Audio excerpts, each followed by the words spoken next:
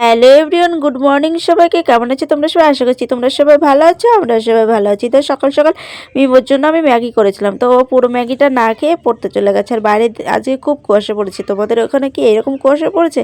আজকে তো বাইরেটা দেখাই যাচ্ছে না, তার দিকটা পুরো ধোয়া ধোয়া হয়ে গেছে। এই অবস্থাতে আমার মিমো পড়তে চলে গেছে। তো তোমাদের দাদাভাই ওকে পড়তে দিয়ে চলে এসেছে বাড়িতে, আর আমি বাইরে দাঁড়িয়ে এই ভিউটা একটু তোমাদের সঙ্গে শেয়ার করছি। তো আমার ফুল বাগানের কি অবস্থা হয়েছে এই কুয়াশার মধ্যে, তো চলো তোমাদের সঙ্গে সেটা শেয়ার করি। ফুল বাগানের অবস্থা মনে হচ্ছে খুবই খারাপ, আজকে ফুলগুলো মনে হয় ফুটবেই না, রোদ যতক্ষণ না বেরোবে। তো চলো ফুল বাগানের কাছে যাওয়া যাক। এটা হচ্ছে আমাদের ছোট্ট ফুল বাগান, এটা তোমাদের দাদাভাই নিজে হাতেও করেছে। তো ফুল গাছগুলো তো খুবই ছোট ছিল যখন এনেছিল, এখন ফুল গাছগুলো বড় হয়েছে, সব গাছগুলোতে ফুলও ধরেছে।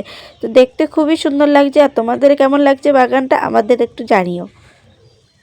আজকে যতদূর তাকাবে ততদূরই শুধু ধোয়া ধোয়া কুয়াশা, একদম পুরো মানে এলাকাটা আজকে ভরে গেছে, এত কুয়াশা পড়েছে সকাল সকাল। তো যাই হোক, এই করতে করতে আমি ঘরে এসে দেখো চা জল বসিয়ে দিয়েছি। তো চার জলটা মাত্রই বসিয়েছি, আর দেখো বলতে বলতে চার জলটাও ফুটে গেছে। তারপর আমি চাটা রেডি করে তোমার দাদা ভাইকে বললাম আসো আমরা দুজনে মিলে একটু টিফিন করে নিতে। সকাল সকাল আমরা চানাচুর মুড়ি আর লাল চা দিয়ে আমরা টিফিনটা শুরু করলাম।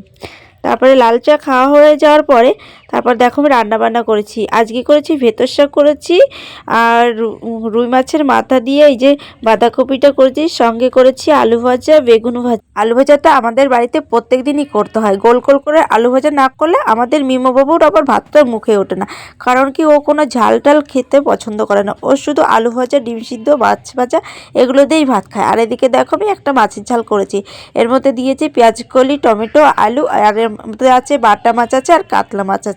আজকে জ্যান্ত কাতলা মাছ নিয়েছি, তো তার জন্য জ্যান্ত মাছের ঝাল করে নিয়েছি। প্রত্যেক দিন আমরা কাটা রুই মাছ কিংবা অন্য মাছ খাই, আজকে একটু কাতলা নিয়েছে তোমাদের দাদাভাই, তাই কাতলা মাছের ঝাল করে নিয়েছি। এর মধ্যে বলতে বলতে তোমাদের দাদাভাই গেছিলো দোকানে, ওখান থেকে সার্ফ নিয়ে চলে এসছে। আর আমি রোদ পোয়াচ্ছিলাম খাওয়া দাওয়ার পরে। থেকে অনেকগুলো জামা কাপড় কাচতে হবে, তার জন্য দেখো বালিশের কাভার, লেপের কাভার, কম্বলের কাভার সব বের করে নিয়ে এগুলোকে রোদ্রে দিয়েছি। আর আমি কলের দিকে যাচ্ছিলাম, তখন দেখি আমাদের এই ম্যাওটা আমাকে দেখে ওখানে লুকিয়ে পড়েছে, তার জন্য ওর কাছে একটু দাঁড়িয়েছিলাম। তারপরে দেখো কলপারে কত জামা কাপড় রেখেছি, আরও জামা কাপড় আছে, ওগুলো বের করবো। তো আজকের মতন সবাইকে টাটা, সবাই ভালো থেকো, সুস্থ থেকো।